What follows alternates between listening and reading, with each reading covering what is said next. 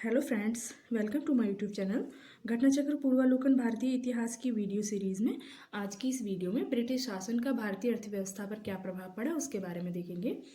British शासन के दौरान भारत में धनिक वर्ग द्वारा भू संपत्ति में निवेश करने को तरजीह दिए जाने के कारण उद्योगों का कोई स्वतंत्र विकास नहीं हो सका। 1793 ईस्वी में लॉर्ड कॉर्नवालिस ने भू राजस्व का स्थायी बंदोबस्त प्रणाली को प्रारंभ किया। स्थायी बंदोबस्त प्रणाली कब शुरू हुई? 1793 में। किसने शुरू की? लॉर्ड कॉर्नवालिस ने। इसे इस्तमरारी, जागीरदारी, मालगुजारी एवं बीसवेदारी आदि भिन्न भिन्न नामों से जाना जाता है। यानी स्थायी बंदोबस्त के ही अन्य नाम हैं। यह व्यवस्था कहाँ लागू हुई? तो इधर ये नॉर्थ इंडिया में देखेंगे तो मतलब ईस्ट की साइड है ना, बंगाल, बिहार, उड़ीसा तथा उत्तर प्रदेश के वाराणसी क्षेत्र तक ये लागू थी। इसके अंतर्गत समूचे ब्रिटिश भारत के क्षेत्रफल का लगभग 19% हिस्सा इसके अंतर्गत आता था। इसमें होता क्या था कि इस व्यवस्था के अंतर्गत जमींदारों के एक नए वर्ग को भूस्वामी घोषित कर दिया गया, जिसे भूमि के लगान का 10/11 भाग कंपनी को देना होता था तथा 1/8 भाग अपनी सेवाओं के लिए अपने पास रखना होता था।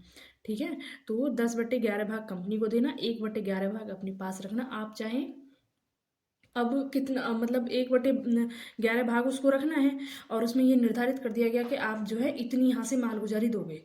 मान लो सपोज दैट कि मान लो 100 रुपये हैं, है ना, इस एरिया से 100 रुपये देने हैं और 100 रुपये का 10/11 भाग कंपनी को जाएगा, 1/11 आपको रखना है।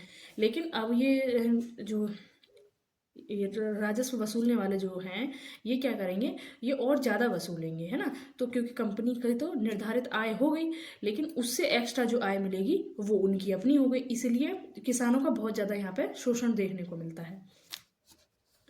तो इस व्यवस्था के अंतर्गत जमींदारों के एक नए वर्ग को भूस्वामी घोषित कर दिया गया, जिसे भूमि के लगान का 10/11 भाग कंपनी को देना था तथा 1/11 भाग अपनी सेवाओं के लिए अपने पास रखना था।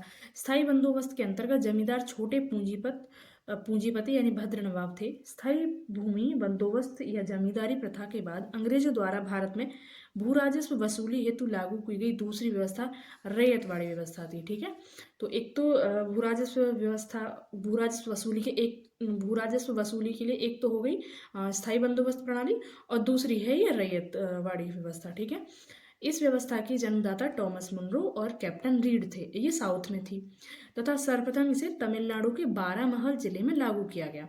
तत्पश्चात यह व्यवस्था मद्रास, बम्बई के कुछ हिस्से, पूर्वी बंगाल, असम तथा कुर्ग यानी आधुनिक कर्नाटक के एक भाग तक लागू हुई। यानी साउथ में भी थी या फिर बिल्कुल ईस्ट में देख रहे हैं हम, कहाँ पे? पूर्वी बंगाल और असम तथा कुर्ग, तो ये कर्नाटक का ये एरिया हो गया। तो साउथ में, और ऊपर अगर हम देखें तो बंगाल और असम में। ठीक है, इस प्रथा के अंतर्गत मतलब उसमें तो हमने देख लिया कि इस तरीके से एक निर्धारित आय कर दी गई कि इतना हमें चाहिए इससे और इसका 10/11 हमें चाहिए। इसमें क्या किया गया कि इस प्रथा के अंतर्गत रैयत यानी किसान, रैयतों को भूमि के मालिकाना और कब्जादारी अधिकार दिए गए। ठीक है, वहाँ पे जमींदारों को दिए गए, वो लोग वसूल के और अंग्रेजों को देंगे। यहाँ पे मालिकाना और कब्जादारी अधिकार किसे दिए गए? रैयतों को। और प्रत्यक्ष रूप से या सीधे तथा व्यक्तिगत रूप से वे स्वयं सरकार को भू राजस्व का भुगतान करने के लिए उत्तरदायी थे। ठीक है, दोनों में डिफरेंस समझ आ गया। वहाँ पे एक मीडिएटर था, यहाँ ये लोग सीधे सरकार को भू राजस्व अदा कर रहे थे। इस व्यवस्था ने कृषक भू स्वामित्व की स्थापना की। यानी जो कृषक हैं, जो किसान थे, उन्हीं को भूस्वामी के तौर पे देखा गया। तो कृषक भू स्वामित्व की स्थापना की इसने। इसके अंतर्गत कुल ब्रिटिश भारत के भू क्षेत्र का 51% हिस्सा शामिल था। ठीक है, सबसे ज्यादा किसके अंतर्गत शामिल था? इसी के अंतर्गत। इस व्यवस्था के अंतर्गत लगान की वसूली कठोरता से की जाती थी तथा लगान की दर भी काफ़ी ऊंची थी। मतलब हमें ऐसा लग सकता है कि यहाँ पे मीडिएटर नहीं है तो यहाँ पे किसानों की किसानों की स्थिति ज़्यादा अच्छी होगी, लेकिन ऐसा नहीं था। यहाँ पे क्या किया, यहाँ पे इतनी ज़्यादा कर की दर इतनी उच्च कर दी गई कि वो काम जो जमींदार वहाँ पे अंग्रेजों की मतलब जानकारी के बिना कर रहे थे, यानी अंग्रेजों ने तो वहाँ पे निर्धारित कर दिया है, तो वो उससे एक्स्ट्रा जो वसूल रहे थे, यहाँ पे वो काम अंग्रेज पहले ही कर चुके हैं कि उनका फिक्स कर दिया गया और वो जो दर थी वो अधिक ऊंची रखी गई, है ना। तो हाल दोनों जगह एक ही जैसा था। और एक जो तीसरी व्यवस्था थी वो थी महालवाड़ी पद्धति। ठीक है, महालवाड़ी का मतलब है, महाल का मतलब कुछ किसानों का एक समूह, है ना। तो महालवाड़ी पद्धति में भू राजस्व व्यवस्था कृषक के साथ नहीं बल्कि प्रत्येक गांव, महाल यानी गांव को बोलते हैं, तो प्रत्येक गांव अथवा महाल यानी जागीर का एक भाग के साथ स्थापित की जाती थी। ठीक है, इसके अंतर्गत यदि कोई व्यक्ति अपनी भूमि छोड़ देता था तो ग्राम समाज इस भूमि को संभाल लेता था।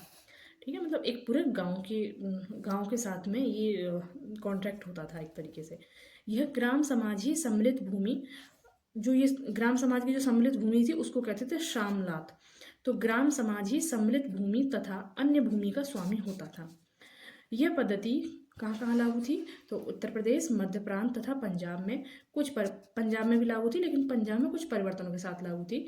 तो पंजाब में लागू की गई, जिसके अंतर्गत कुल ब्रिटिश भारत के भू क्षेत्र का 30% हिस्सा शामिल था। तो सबसे ज़्यादा नाम हम सुनते हैं स्थायी बंदोबस्त का, बल्कि उसका ही हिस्सा सबसे कम था। फर्स्ट नंबर पे हो गया रैयतवाड़ी व्यवस्था का, दूसरे पे हो गया ये महालवाड़ी पद्धति का, और तीसरे पे 19% स्थायी बंदोबस्त प्रणाली का हिस्सा हो गया। ठीक है, औपनिवेशिक शासनकाल में भारत सरकार के गृह शुल्कों से तात्पर्य, गृह शुल्क यानी होम चार्जेस।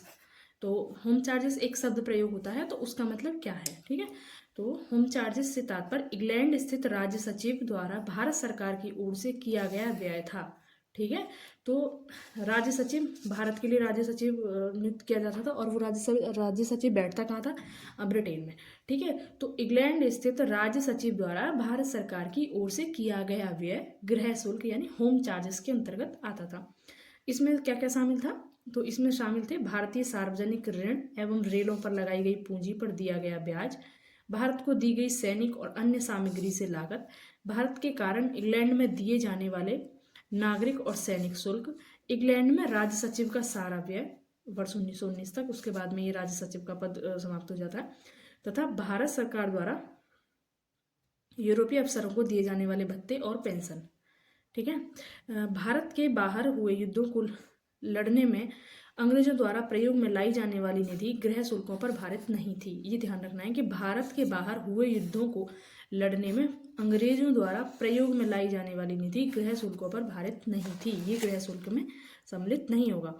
ब्रिटिश काल में इंपीरियल प्रेफरेंस शब्दावली का प्रयोग, अब ये इंपीरियल प्रेफरेंस का क्या मतलब है? तो इसका प्रयोग भारत में ब्रिटिश आयातों पर दी गई विशेष रियायतों के लिए किया जाता था। यानी जो ब्रिटेन से सामान इंपोर्ट होता था उस पर कुछ विशेष रियायतें दी जाती थी, यानी उन पर शुल्क वगैरह कम लगाए जाते थे, तो उसको बोला गया इंपीरियल प्रेफरेंस। ठीक है, इसके तहत भारत में ब्रिटिश आयातों पर नाम मात्र का शुल्क लगाया जाता था, जबकि भारत के निर्यात पर ब्रिटेन में भारी शुल्क लगाया जाता था। यानी भारत से जो सामान बन के जा रहा है ब्रिटेन में, वहाँ पे काफ़ी ज़्यादा शुल्क लग रहा है, लेकिन ब्रिटेन से जो यहाँ आ रहा है उस पर इंपीरियल प्रेफरेंस के नाम पर बहुत कम शुल्क लगाया जाता था। धन के बहिर्गमन या अपवाह या ड्रेन ऑफ वेल्थ की जो थ्योरी है उसके बारे में बात हो रही है कि धन के बहिर्गमन या अपवाह की राष्ट्रवादी परिभाषा का तात्पर्य, अब मतलब धन का बहिर्गमन, इसका क्या अर्थ है? तो भारत से धन संपत्ति एवं माल का इंग्लैंड में हस्तांतरण होना, जिसके बदले भारत को इसके समतुल्य कोई भी आर्थिक, वाणिज्यिक या भौतिक प्रतिलाभ नहीं होता था, इसे बोलेंगे धन का बहिर्गमन। और ये सिद्धांत दिया किसने था? तो ये दिया था दादा भाई नौरोजी ने। तो दादा भाई नौरोजी धन के बहिर्गमन के सिद्धांत के सबसे पहले और सर्वाधिक प्रखर प्रतिपादक थे। उन्होंने अपने लेखों एवं पुस्तकों, जैसे उनकी जो पुस्तक हैं, उनके लेख हैं, उनके बारे में यहाँ लिखा है: England debt to India, poverty and un British rule in India, the wants and means of India तथा on the commerce of India के माध्यम से अपने अपवाह सिद्धांत का प्रतिपादन किया था। रमेश चंद्र दत्त, कहीं कहीं मतलब शॉर्ट फॉर्म में लिख जाता है, आरसी दत्त लिखा मिलता है, तो रमेश चंद्र दत्त ने भी धन के बहिर्गमन के सिद्धांत पर बल दिया। उन्होंने अपने लेख इकोनॉमिक हिस्ट्री ऑफ इंडिया, ठीक है, इनका ये याद रखना है, इकोनॉमिक हिस्ट्री ऑफ इंडिया, तो इसमें यह मत प्रकट किया था कि सकल राजस्व का आधा भाग प्रतिवर्ष भारत से बाहर चला जाता है। भारतीय राष्ट्रीय कांग्रेस ने 1896 ईस्वी में अपने कलकत्ता अधिवेशन में आधिकारिक तौर पर बहिर्गमन के सिद्धांत को स्वीकार किया। ठीक है, इंपॉर्टेंट कि बहिर्गमन के सिद्धांत को कांग्रेस ने कब स्वीकार किया था ऑफिशियली? तो 1896 में। उस समय कांग्रेस ने घोषणा की कि देश में पड़ने वाले अकालों और लोगों की निर्धनता का कारण वर्षों से लगातार चला आ रहा धन का और मुस्लिम समाज का विकास, निर्धनता का कारण वर्षों से लगातार चला आ रहा धन का बहिर्गमन है। सर सैयद अहमद खान ब्रिटिश शासन के प्रति वफादार थे। मतलब अब ये दूसरी कहानी चल रही है एक तरीके से, है ना, ये दूसरा पैराग्राफ बनाना चाहिए था हालांकि यहाँ। सर सैयद अहमद खां ब्रिटिश शासन के प्रति वफादार थे और मुस्लिम समाज का विकास भी भारत में आंग्ल सत्ता के बने रहने में ही संभव मानते थे। मतलब सर सैयद अहमद खां का मानना ये था कि मुस्लिमों का विकास अंग्रेजों के काल में ही हो सकता है। अतः वे दादा भाई नौरोजी के उत्सारण सिद्धांत में विश्वास नहीं रखते थे। ठीक है, ये वाला जो इन्होंने सिद्धांत दिया था धन का बहिर्गमन, क्योंकि इसमें ब्रिटिशर्स की आलोचना थी और ये जो है क्या मानते थे कि मुसलमानों के उत्थान के लिए जो है अंग्रेजी राज होना जरूरी है। तो इसलिए ये दादा भाई नौरोजी के इसके धन बहिर्गमन वाले सिद्धांत को नहीं मानते थे। ब्रिटिश शासन के समय अर्थव्यवस्था को खोखला करने के सिद्धांत पर, यानी इकोनॉमिक ड्रेन थ्योरी वही वाली सेम, तो अर्थव्यवस्था को खोखला करने के सिद्धांत पर दादा भाई नौरोजी ने पुस्तक लिखी। दादा भाई ने अंग्रेजी राज्य की शोषक नीतियों का अनावरण किया और कहा कि यह राज्य भारत को दिन प्रतिदिन लूटने में लगा है, जिसके कारण भारत निर्धन देश बनता जा रहा है। इसके परिप्रेक्ष्य में ही उन्होंने अपनी ड्रेन थ्योरी दी। दादा भाई नौरोजी ने 1865 ईस्वी में WC बनर्जी के साथ मिलकर लंदन इंडिया सोसाइटी का गठन किया, जिसका कार्य भारत के दुख दर्दों का प्रचार करना था। 1892 में लिबरल पार्टी के टिकट पर ब्रिटिश हाउस ऑफ कॉमन्स के लिए चुने जाने वाले वे पहले भारतीय थे। ठीक है, अब इसके बाद इसमें क्वेश्चन है, तो बहुत ज़्यादा नहीं है, देख लेते हैं इनको भी। भारत में उपनिवेशी शासनकाल में होम चार्जेस भारत से संपत्ति दोहन का महत्वपूर्ण अंग थे। निम्नलिखित में से कौन सी निधियां होम चार्जेस की संघटक थीं? ठीक है, तो हमने ये देखा था। और इसमें जो होम चार्जेस में सम्मिलित नहीं थी वो भी हमने देखा था कि भारत से बाहर जो युद्ध लड़े जाते थे उन पर जो खर्चा होता था वो इसमें शामिल नहीं था। तो लंदन में इंडिया ऑफिस के भरण पोषण के लिए प्रयोग में लाने वाली निधि, बिल्कुल सही बात है, ये तो थी ही। और भारत में कार्यरत अंग्रेज कर्मचारियों के वेतन तथा पेंशन देने हेतु प्रयोग में लाई जाने वाली निधि, ये भी ठीक है। भारत के बाहर हुए युद्धों को लड़ने में अंग्रेजों द्वारा प्रयोग में लाई जाने वाली निधि, ये नहीं था, तो ये दोनों आएगा, यानी आंसर होगा एक और दो जहाँ पे होगा तो यानी बी। ठीक है, शब्द इंपीरियल प्रेफरेंस का प्रयोग किया जाता था तो कुछ विशेष छूट दी जाती थी ब्रिटेन से जो आयात होता था उसमें, तो यानी भारत में ब्रिटिश आयातों पर दी गई विशेष रियायतों के लिए। ब्रिटिश शासन के दौरान भारत में उद्योगों का कोई स्वतंत्र विकास नहीं हुआ। क्यों नहीं हुआ? क्योंकि धनिक वर्ग द्वारा भू संपत्ति में निवेश करने को तरजीह दिया जाना। ठीक है, भू संपत्ति में निवेश करते थे, जागीर खरीदो ज़्यादा से ज़्यादा, लेकिन ये लोग जो हैं उद्योग धंधों का विकास करने में ध्यान नहीं देते थे। 18वीं शताब्दी के मध्य इंग्लिश ईस्ट इंडिया कंपनी के द्वारा बंगाल से निर्यात प्रमुख पण्य पदार्थ क्या थे, यानी स्टेपल कमोडिटीज? तो कपास, रेशम, सोरा और अफीम। ठीक है, देखो इसके ऑप्शन अगर हम देखेंगे तो समझ में आ जाएगा कि इसमें कौन सा वाला ज़्यादा सही होगा। देखो अपरिष्कृत कपास, तिलहन और अफीम। तिलहन, इतना ज़्यादा तिलहन तो अभी भी नहीं होता, तो उस समय कहाँ होता होगा? चीनी, नमक, जस्ता और सीसा। देखो जस्ता और सीसा ये इतना भी नहीं है कि इसका बहुत ज़्यादा निर्यात हो, है ना। और चीनी की मिलें जो हैं इतनी ज़्यादा तो थी नहीं, एक दो मिल थी, तो कहाँ से ही निर्यात होता होगा? तांबा, चांदी, सोना। सोना तो हम आयात करते थे, तो निर्यात क्यों करेंगे? मसाले और चाय, आयात इन द सेंस हमारे यहाँ से जो सामान वो कच्चा माल खरीदते थे तो उसके बदले ब्रिटेन से सोना आता था यहाँ पे। तो कपास, रेशम, सोरा और अफीम बचता है। सोरा को हमने बिहार के परिप्रेक्ष्य में देखा था कि बिहार में ये सोरा वगैरह ज़्यादा निर्यात होता था यहाँ से। इस्तमरारी बंदोबस्त किसने लागू किया? तो लॉर्ड कॉर्नवालिस ने, जिसका दूसरा नाम स्थायी बंदोबस्त भी है। 10/11 वाला सिस्टम कि 10/11 भाग कंपनी का और 1/11 भाग उसका जागीरदार का। किसके प्रशासन काल में स्थायी बंदोबस्त प्रारंभ हुआ? कॉर्नवालिस के में। स्थायी बंदोबस्त किससे किया गया? तो स्थायी बंदोबस्त जमींदारों से किया गया था। स्थायी बंदोबस्त किसके साथ किया गया? जमींदारों के साथ। किस गवर्नर जनरल ने भारत में स्थायी भू राजस्व व्यवस्था लागू की? कॉर्नवालिस ने। लॉर्ड कॉर्नवालिस का स्थायी बंदोबस्त कब लागू हुआ? तो 1793 में। 1793 में लॉर्ड कॉर्नवालिस की भू व्यवस्था प्रणाली लागू होने के बाद कानूनी विवादों की प्रवृत्ति में बढ़ोतरी हुई। निम्नलिखित प्रावधानों में से किस एक को सामान्यतः इसके कारक के रूप में जोड़कर देखा जाता है? यानी कानूनी विवाद क्यों ज़्यादा उत्पन्न हुए, तो इसका एक कारण पूछा है इसमें। रैयतों की तुलना में जमींदारों की स्थिति को अधिक सशक्त बनाना, मतलब ये इसका कारण था क्या? ईस्ट इंडिया कंपनी को जमींदारों का अधिपति बनाना, ऐसा तो नहीं था। न्यायिक पद्धति को अधिक कार्यकुशल बनाना, न्यायिक पद्धति को, इससे तो कोई लेना देना है ही नहीं। तो इसमें पूछा है कि ए बी सी कथनों में से कोई भी सही नहीं है, तो आंसर इसका डी है। इसकी एक्सप्लेनेशन देख लेते हैं। 1793 में कॉर्नवालिस द्वारा प्रारंभ की गई स्थायी बंदोबस्त या जमींदारी व्यवस्था स्थायी बंदोबस्त वाली भू राजस्व प्रणाली में जमींदारों का भूमि पर वास्तविक अधिकार स्वीकृत कर लिया गया, जब तक कि वे लगान एकत्र कर उसका 10/11 भाग सरकार को देते रहे। और जब भी वो लेट हो जाते थे ना, एक दिन भी, तो तुरंत उनसे ये अधिकार छीन लिया जाता था। इसे सूर्यास्त का नियम भी कहते हैं, यानी सूर्य छिपने से पहले पहले अपने टाइम पर उन्होंने नहीं दी, ये 10/11 भाग नहीं दिया, तो उनसे ये अधिकार छीन लिया जाता था। लेकिन मतलब यही कारण बना था विवादों का, उनसे ये छीन ली जाती थी ज़मीन वगैरह। लेकिन जमींदारी का भू क्षेत्र निर्धारित नहीं था। लगान रहित अनुदान भूमि, चारागाह, परती आदि भूमि निर्धारित न होने के कारण कानूनी विवाद बढ़े।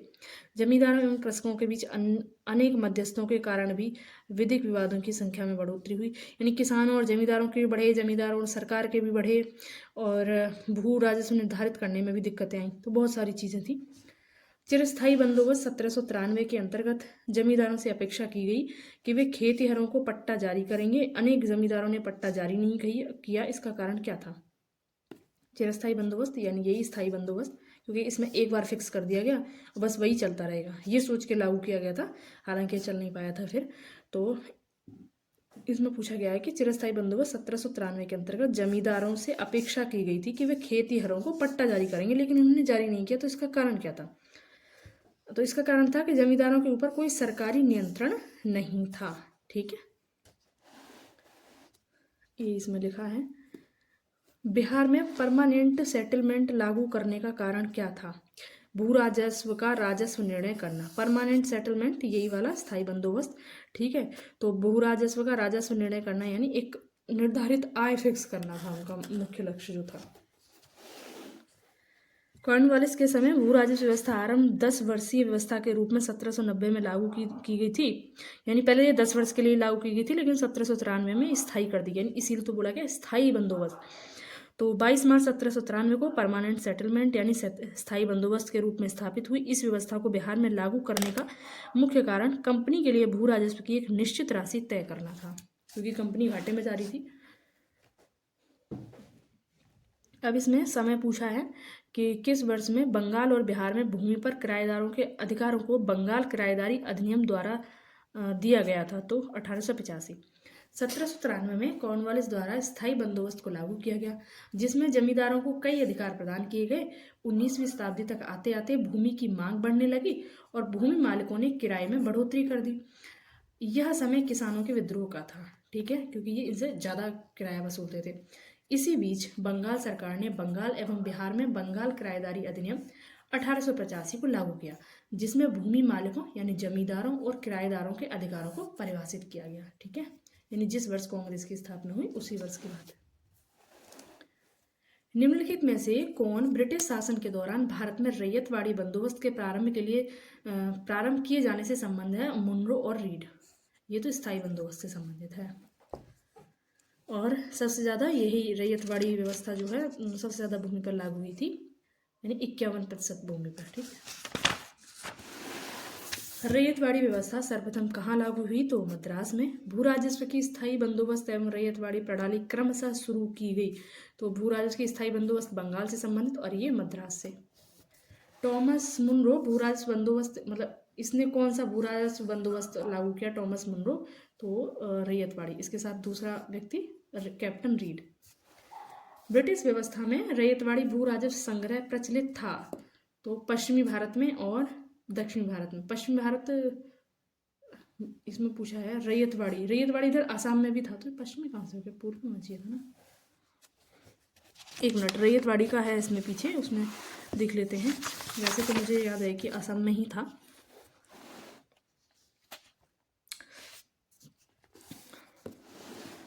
यहाँ था, ये एक सेकेंड, ये है ना। इस व्यवस्था, ये रैयतवाड़ी व्यवस्था थी। इस व्यवस्था के जन्मदाता टॉमस मुनरो और कैप्टन रीड थे। सर्वप्रथम इसे तमिलनाडु के बारामल जिले में लागू किया। तत्पश्चात व्यवस्था मद्रास, बम्बई के कुछ हिस्से, पूर्वी बंगाल, असम तथा कुर्ग, है ना। पूर्वी बंगाल और असम, तो ये पश्चिमी नहीं आएगा, ये पूर्वी आएगा। तो इसमें ये आंसर यहाँ पे गलत दिया है, कहाँ हो गया ये, तो ये पश्चिमी भारत तो नहीं होगा, पूर्वी भारत होगा, है ना। तो पूर्वी भारत और दक्षिण भारत, यानी बी और डी आएगा, ये गलत है इसमें। फिर है कि मद्रास के रैयतवाड़ी बंदोबस्त से कौन संबंधित थे, तो मुनरो। रैयतवाड़ी प्रथा प्रारंभ की थी तो मुनरो ने। अंग्रेजों ने रैयतवाड़ी बंदोबस्त कहाँ लागू किया, तो मद्रास में। मद्रास और बम्बई प्रेसिडेंसी, यानी बम्बई में भी किया था, तो वो दोनों ही हो गए। अंग्रेजों ने रैयतवाड़ी व्यवस्था सर्वप्रथम कहाँ प्रारंभ की, तो मद्रास प्रेसिडेंसी में। रैयतवाड़ी बंदोबस्त के संदर्भ में निम्नलिखित कथनों पर विचार कीजिए। किसानों द्वारा लगान सीधे सरकार को दिया जाता था, बिल्कुल सही बात है। सरकार जो थी रैयत को पट्टे देती थी, तो ये ठीक है। कर लगाने के पूर्व भूमि का सर्वेक्षण और मूल्य निर्धारण किया जाता था, तो ये इंपॉर्टेंट फैक्ट है, ये हमें पता होना चाहिए। तो ये तीनों ही इसमें सही हैं। वह प्रथा जिसके तहत किसान स्वयं भूमि का मालिक होता था और सरकार को भू राजस्व के भुगतान के लिए जिम्मेदार था, तो ये रैयतवाड़ी थी। अब इसमें कथन कारण दिए हैं। कथन है कि ब्रिटिश सरकार ने भारत के अलग अलग भागों में भू राजस्व की अलग अलग व्यवस्था लागू की थी, क्योंकि इससे भारतीय किसानों में अलग अलग वर्ग बन गए। कथन और दूसरे को कारण, इससे भारतीय किसानों में अलग अलग वर्ग बन गए। इससे तो नहीं होगा ना, यहाँ पे आएगा भारतीय किसानों में अलग अलग वर्ग थे, इसीलिए, है ना। मतलब दोनों ही सही है, कथन और कारण। इसकी लैंग्वेज थोड़ा सा चेंज है। ब्रिटिश सरकार ने भारत के अलग अलग भागों में भू राजस्व की अलग अलग व्यवस्था लागू की। ये व्यवस्थाएं थी स्थायी बंदोबस्त प्रणाली, रैयतवाड़ी व्यवस्था और महालवाड़ी पद्धति। स्थायी बंदोबस्त व्यवस्था बंगाल, बिहार, उड़ीसा तथा उत्तर प्रदेश के वाराणसी तक के क्षेत्र में लागू थी। इसके अतिरिक्त समूचे ब्रिटिश भारत के क्षेत्र का लगभग 19% हिस्सा शामिल था, यानी स्थायी बंदोबस्त में 19%। रैयतवाड़ी व्यवस्था 91% हिस्से पर लागू थी, जिसके अंतर्गत मद्रास, बंबई के कुछ हिस्से, पूर्वी बंगाल, असम तथा कुर्ग वाला जो क्षेत्र था वो आता था। अब है महालवाड़ी करीब 30% हिस्से पर लागू थी। संयुक्त प्रांत, मध्य प्रांत, पंजाब में यानी कुछ परिवर्तनों के साथ ये लागू थी। अतः स्पष्ट है कि इससे भारतीय किसानों में अलग अलग वर्ग बन गए। तो ये इसका परिणाम हुआ ना, इसका कारण कैसे हुआ, अतः, है ना। पंजाब भूमि हस्तांतरण अधिनियम कब पारित किया गया, तो पंजाब भूमि हस्तांतरण अधिनियम कब पारित किया गया, तो ये पारित किया गया था 1900 में।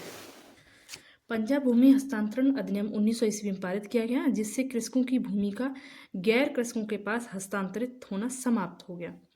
असम में सर्वप्रथम चाय कंपनी की स्थापना कब हुई, 1839 में। अब यहाँ पर क्या है, अच्छा ये व्यवस्था है अलग अलग, और इधर साइड जगह दे रखी है। तो जजमानी, ये ना एनसीईआरटी में है वैसे तो। जजमानी उत्तर भारत में लागू थी। बाराबलूट महाराष्ट्र, मिरासी तमिलनाडु, अडाडे कर्नाटक।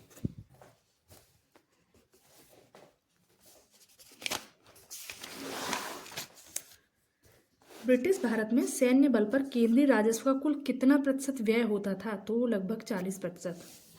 दादा भाई नौरोजी द्वारा प्रतिपादित अपवाह सिद्धांत की सही परिभाषा नीचे के किस कथन में आती है। भारत के राष्ट्रीय संपदा का एक भाग अथवा कुल वार्षिक उत्पाद ब्रिटेन को निर्यात कर दिया जाता था, जिसके लिए भारत को कोई वास्तविक प्रतिफल नहीं मिलता था। सेम यही परिभाषा इसकी हमने समरी में देखी थी, और उन्होंने अपने कई सारी लेखों और पुस्तकों में इसके बारे में वर्णन किया था।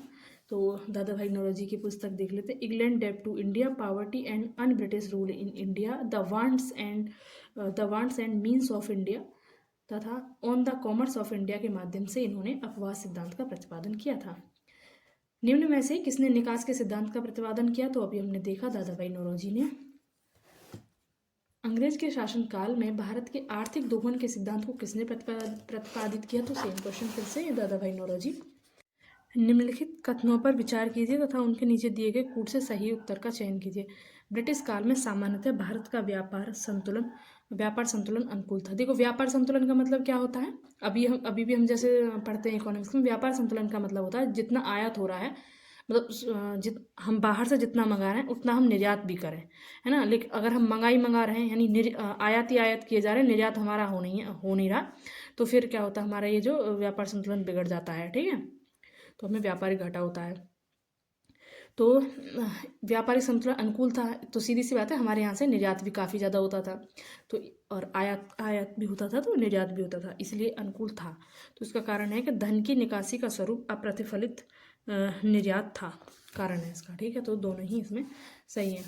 बहिर्गमन तथा निकासी की राष्ट्रवादी परिभाषा का तात्पर्य भारत से धन संपत्ति एवं माल का इंग्लैंड में हस्तांतरण था, जिसके बदले में भारत को उसके समतुल्य कोई भी आर्थिक वाणिज्यिक या प्रतिलाभ नहीं होता था। ब्रिटिश काल में सामान्यतः भारत का व्यापार संतुलन अनुकूल था, क्योंकि इस दौरान आयात की तुलना में अधिक निर्यात होता था।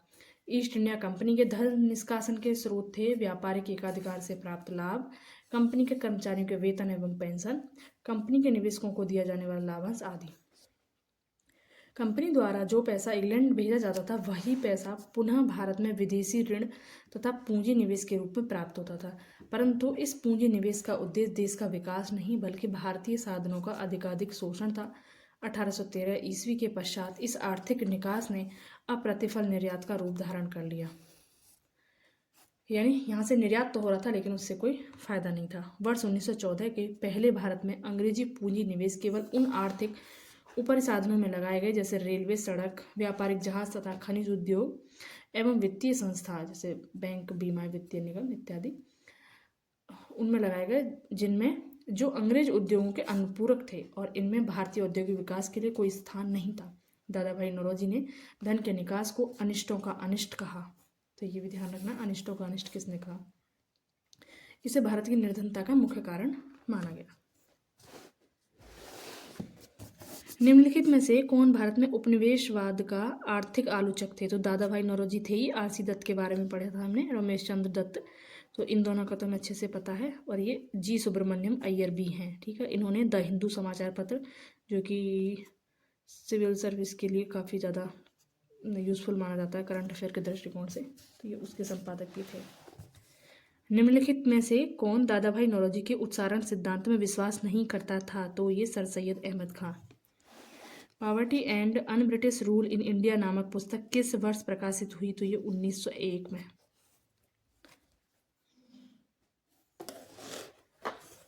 Poverty and un British rule in India के लेखक दादा भाई नौरोजी हैं। यह पुस्तक 1901 में लंदन के पास सोनेस्टेन प्रकाशक द्वारा प्रकाशित की गई थी, यानी लंदन में प्रकाशित हुई थी ये। Poverty and the on British rule in India नामक पुस्तक किसने लिखी थी? दादा भाई नौरोजी ने, 1901 में प्रकाशित हुई।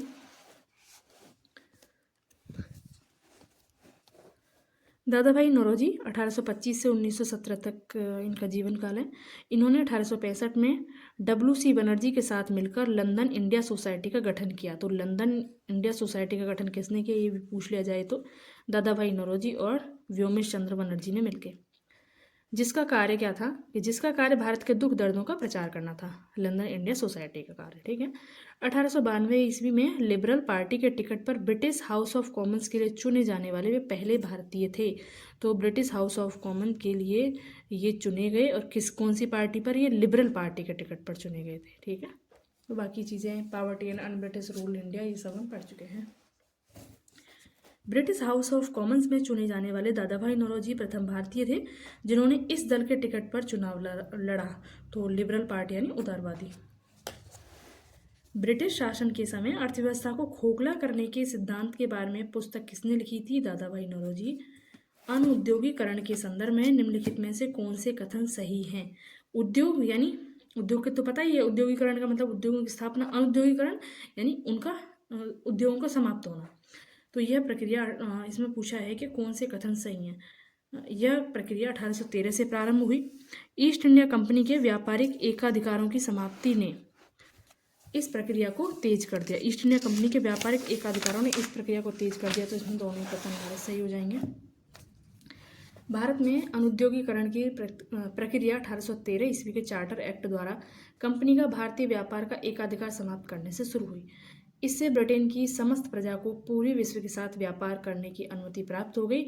यह औद्योगिक क्रांति को विस्तार देने के लिए किया गया तथा इससे भारत ब्रिटिश उत्पादों का बाजार बन गया। मतलब बाहर से यहाँ पे उत्पाद आ रहे हैं, तो यहाँ पे बनाने के लिए कोई प्रयास किए नहीं गए, है ना।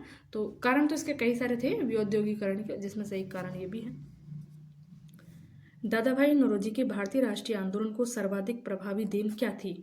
इन्होंने इस बात को अव्यक्त किया कि ब्रिटेन भारत का आर्थिक शोषण कर रहा है। बिल्कुल सही है। उन्होंने प्राचीन भारतीय ग्रंथों की व्याख्या की, भारतीयों में आत्मविश्वास जगाया। ऐसा कुछ नहीं किया इन्होंने। उन्होंने सभी सामाजिक बुराइयों के निराकरण की आवश्यकता पर सर्वोपरि जोर दिया। इनका इधर सामाजिक सुधार की तरफ थोड़ा कम इनका वो था, और इनका जो मुख्य जो योगदान है वो यही है, आर्थिक शोषण के बारे में जागरूक कराना। ठीक है, तो इसलिए इसका ऑप्शन ए होगा। किसने यह विचार किया था कि भारत में ब्रिटिश आर्थिक नीति घिनौनी है? कार्ल मार्क्स ने। कार्ल मार्क्स ने यह विचार व्यक्त किया था कि ब्रिटिश आर्थिक नीति घिनौनी है। अंग्रेजी हस्तक्षेप से सूत काटने वाला जो लंकाशायर में रहता है, तंतुवाय बंगाल और उसका आर्थिक आधार समाप्त होने के कारण लगभग लुप्त हो गया। लाखों चरखों और हथकरघों ने असंख्य काटने वाले बुनकरों को जन्म दिया तथा वे समाज के केंद्र बिंदु बन रहे थे। ऐसा कुछ नहीं इसमें। दक्षिण भारत में सिंचाई व्यवस्था का अग्रदूत किसे माना जाता है? सर आर्थर कॉटन को। ठीक है, तो इनको जो है दक्षिण भारत में सिंचाई व्यवस्था का अग्रदूत माना जाता है। ये कौन थे? तो सर आर्थर कॉटन ब्रिटिश सिंचाई अभियंता थे। ठीक है, तो इन्होंने दक्षिण भारतीय राज्यों की सिंचाई व्यवस्था हेतु उल्लेखनीय कार्य किया, इसलिए इनको दक्षिण भारत में सिंचाई व्यवस्था का अग्रदूत माना जाता है। ओके, अब यहाँ पे कुछ शब्द हैं और उनके अर्थ इधर दे रखे हैं, तो इसमें से पूछा है कि सही बताना है कि कौन सा सही है। तो बेनियान जो था ये कौन था? ईस्ट इंडिया कंपनी का भारतीय एजेंट था। ये एनसीईआरटी से लिया गया है सीधा सीधा। और ये मिरासिरदार कौन था? तो राज्य का नामित राजस्वदाता।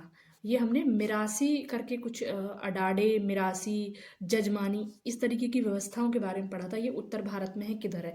तो अगर ये मतलब PYQ अगर करे होते तो ये 2020 का क्वेश्चन इजीली हो जाता, क्योंकि ये जो बेनियान है, औरंग तो शायद मुझे लग रहा है NCERT में नहीं है, लेकिन हाँ ये बेनियान है, तो ये NCERT से हो जाता और ये PYQ से हो जाता। ठीक है, तो इसमें आंसर हमारा वैसे 2 और 3 है। औरंग एक गोदाम होता है, राजकोष का प्रभारी नहीं है। औरंग फारसी का शब्द है जिसका अर्थ गोदाम होता है। यहाँ पर बिक्री से पहले माल का भंडारण किया जाता था। ज्ञातव्य है कि औरंग शब्द का प्रयोग कई बार कार्यशालाओं यानी वर्कशॉप के लिए भी किया जाता था। बेनियान यानी बनिया पारंपरिक वणिक समुदाय के व्यापारी थे जो ईस्ट इंडिया कंपनी के एजेंट के रूप में कंपनी एवं भारतीय कारीगरों के बीच मध्यस्थ का काम करते थे। मिरासी अरबी शब्द है जिसका अर्थ उत्तराधिकार होता है। रैयतवाड़ी प्रणाली में सरकार द्वारा मिरासीदारों को राज्य का इकलौता नामित राजस्वदाता माना जाता था। ठीक है, इससे ये भी पता चल रहा है कि ये कहाँ होगा? साउथ की तरफ, है ना। आर्थिक तौर पर 19वीं शताब्दी में भारत पर अंग्रेजी शासन का एक परिणाम क्या था? तो भारतीय कृषि का वाणिज्यीकरण। ठीक है, भारतीय कृषि का वाणिज्यीकरण मतलब जो भारत में जो कृषि का उत्पादन हो रहा था वो उद्योग धंधों के उत्पादन के लिए हो रहा था, खाद्यान्न के लिए नहीं। जैसे कि नील का उत्पादन है ना, नील की खेती, जिसकी वजह से नील विद्रोह भी होता है। तो भारतीय कृषि का वाणिज्यीकरण भारत पर अंग्रेजी शासन का एक परिणाम था। ओके, एक और बचा है इसमें क्वेश्चन कि निम्नलिखित में से कौन सा कथन औद्योगिक क्रांति के द्वारा 19वीं शताब्दी के पूर्वार्ध में भारत पर पड़े प्रभाव की सही व्याख्या करता है? भारतीय दस्तकारी उद्योग नष्ट हो गए, है ना, जो छोटे छोटे उद्योग थे वो नष्ट हो गए, जिसके कई सारे कारण थे। इसमें कारण दे भी रखे हैं शायद, मैं एक बार पढ़ देती हूँ। 19वीं शताब्दी में औद्योगिक क्रांति के फलस्वरूप भारतीय कुटीर उद्योगों पर बुरा प्रभाव पड़ा। इस युग को भारत में अनौद्योगिकरण का काल कहते हैं। इसके लिए अग्रलिखित नीतियां उत्तरदायी हैं। भारत पर मुक्त व्यापार नीति को लागू करना। मुक्त व्यापार नीति का मतलब यह है कि उनका जो ब्रिटेन से जो वस्तुएं आ रही थी उन पर ज़्यादा शुल्क नहीं लगाया जा रहा था। भारतीय माल पर अत्यधिक चुंगी लगाना। ठीक है, यहाँ से जो हमारा भारत निर्मित जो वस्तुएं जाती थी उस पर बहुत ज़्यादा टैक्स लगा देते थे। ब्रिटिश कंपनी द्वारा भारत से कच्चे माल का निर्यात, रेल मार्गों का विकास, विदेशी निर्माताओं को उद्योग लगाने के लिए विशेष सुविधाएं देना इत्यादि, इन सभी कारणों ने मिलकर भारतीय परंपरागत दस्तकारी उद्योग का विनाश कर दिया। इस संबंध में कार्ल मार्क्स ने कहा था कि यह अंग्रेज घुसपैठिया था जिसने भारतीय खड्डी को तोड़ दिया, चरखे का नाश कर दिया और देश सूती वस्त्रों के लिए जाना जाता था उसे सूती वस्त्रों से ही भर दिया। ठीक है, इसके बाद 1857 की क्रांति है। तो आज की वीडियो में इतना ही, मिलते हैं नेक्स्ट वीडियो में। Thank you.